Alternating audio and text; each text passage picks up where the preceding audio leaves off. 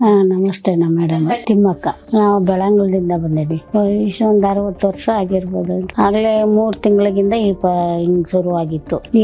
ಹಲ್ಲು ಅಲ್ಲಾಡ್ತಾ ಇತ್ತಲ್ಲ, ಅದನ್ನ ಕಿತ್ತುಬಿಟ್ಟೆ ನಾನೇನ. ಕಿತ್ತಾಗ ಒಂದ್ ಸ್ವಲ್ಪ ನೋವಾಯ್ತು. ಎಲ್ಲ ಬಿಡು ಅಂತ ಹೇಳಿ ನಾನ್ ಸುಮ್ನೆ ಆಗಿದ್ದೆ.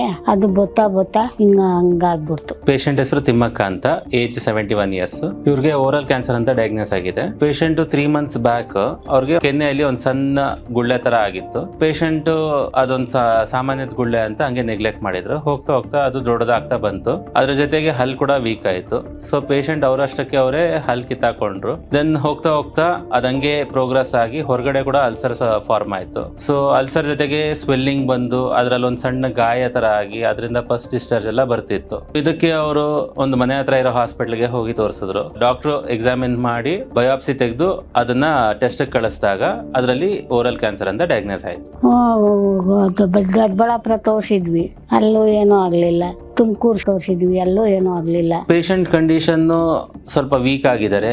ಊಟ ಮಾಡಕ್ ಆಗ್ತಿಲ್ಲ ಅವ್ರಿಗೆ. ಏನಾದ್ರು ಊಟ ಮಾಡೋ ಟೈಮಲ್ಲಿ ಖಾರ ಏನಾದ್ರು ಟಚ್ ಆಯ್ತು ಅಂದ್ರೆ ತುಂಬಾ ಪೇನ್ ಬರುತ್ತೆ. ಮಾತಾಡೋ ಟೈಮಲ್ಲಿ ಪೇನ್ ಬರ್ತಿದೆ. ಪೇಷಂಟ್ಗೆ ಈ ತರ ಎಲ್ಲ ಸಿಂಪ್ಟಮ್ಸ್ ಇತ್ತು. ತಿರ್ಗಾ ಬೆಂಗಳೂರಿಗೆ ಆಸ್ಪತ್ರೆಗೆ ಹೋಗ್ರಿ ಅಂದಿದ್ದಕ್ಕೆ ಇಲ್ಲಿಗೆ ಬಂದ್ವಿ. ಹೌದು, ತಿಂತಾ ಇದ್ವಿ, ಬಿಟ್ಟಿದ್ವಿ. ಈಗ ಯಾಕನಲ್ಲ, ಇಲ್ಲ ಎಲ್ಲೂ ತಕೊಂಡಿರ್ಲಿಲ್ಲ.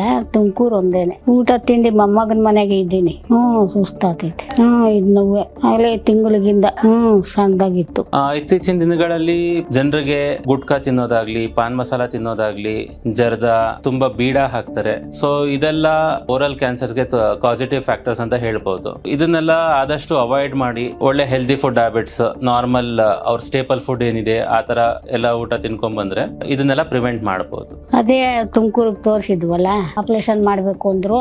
ಅದಕ್ಕೆ ಹುಡುಗರು ಬೇಡ, 2 ದಿನ ಇದ್ಲಿ, ಅಜ್ಜಿ ಸಾಯದ್ ಬೇಡ ಅಂತೇಳಿ ವಾಪಸ್ ಕರ್ಕೊ ಬಂದವ್ರೆ. ಪೇಷಂಟ್ಗೆ ಕ್ಯಾನ್ಸರ್ ಅಂತ ಡಯಾಗ್ನೋಸ್ ಆದ್ಮೇಲೆ ಅವ್ರಿಗೆ ಸರ್ಜರಿಗೆ ರೆಫರ್ ಮಾಡಿದ್ರು. ಪೇಷಂಟ್ 71 ಇಯರ್ಸ್ ಆಗಿದೆ, ಮತ್ತೆ ವೀಕ್ ಇದ್ದಾರೆ. ಅದರಿಂದ ಪೇಷಂಟ್ಗೂ ಸರ್ಜರಿ ಇಷ್ಟ ಇರಲಿಲ್ಲ. ಅದ್ರ ಜೊತೆ ಫ್ಯಾಮಿಲಿ ಮೆಂಬರ್ಸ್ ಬೇಡ ಅಂತ ಡಿಸೈಡ್ ಮಾಡಿ ಯಾರೋ ಹೇಳಿದ ಮುಖಾಂತರ ಆಯುರ್ವೇದಿಕ್ ಹಾಸ್ಪಿಟಲ್ ಗೊತ್ತಾಗಿ ನಮ್ಮ ಹಾಸ್ಪಿಟಲ್ಗೆ ಬಂದ್ರು.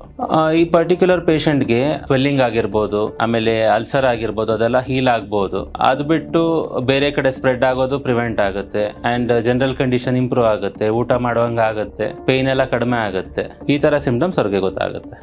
ಮೊಮ್ಮಗಳಿಗೆ ಗೊತ್ತಲ್ಲ, ಫೋನ್ನಾಗೆ ಮಾತಾಡಿ ಕಳ್ಸಿದ್ದು ಇಲ್ಲಿಗೆ. ಮಾತ್ರೆ ತಕೊಂಡಿದ್ರೆ ಎಲ್ಲನ ಅಂದ್ರು. ಇಲ್ಲ ಸ್ವಾಮಿ, ಇಲ್ಲಿ ತುಮಕೂರಾಗ ಒಂದೇ ತಗೊಂಡಿದ್ದು ಅಂತಂದ್ವಿ ಅಷ್ಟೇ, ಇನ್ನೇನ್ ಮಾತಾಡ್ಲಿಲ್ಲ. ವಾಸಿ ಆಗ್ತೈತೆ, ಇಲ್ಲೇ ಮಾತ್ರೆ ತಕೊಂಡು ಹೋಗ್ರಿ ಅಂತ ಹೇಳವ್ರೆ. Good bye. ಪೇಷಂಟ್ಗೆ ನಾನು ಎಲೆ ಅಡಿಕೆ ಆಗ್ತಿದ್ರಂತೆ, ಅದನ್ನ ಅವಾಯ್ಡ್ ಮಾಡಿ ಅಂತ ಹೇಳಿದೀನಿ. ಅದ್ರ ಜೊತೆ ನಾರ್ಮಲ್ ಹೆಲ್ತಿ ಫುಡ್ ತಿನ್ನಿ. ಅಂಡ್ ತುಂಬಾ ಔಟ್ಸೈಡ್ ಬಿವರೇಜಸ್ ಆಗ್ಲಿ, ಸಾಫ್ಟ್ ಡ್ರಿಂಕ್ಸ್ ಆಗ್ಲಿ ಅದೆಲ್ಲ ತಗೊಂಬೇಡಿ. ನಾರ್ಮಲ್ ಹೋಮ್ ಮೇಡ್ ಫುಡ್ಸ್ ತಿನ್ನಿ ಅಂಡ್ ಹೆಲ್ತಿ ಡಯಟ್ ಫಾಲೋ ಮಾಡಿ. ಈ ತರ ಎಲ್ಲ ಸಜೆಷನ್ಸ್ ಕೊಟ್ಟಿದ್ದೆ. Thank you.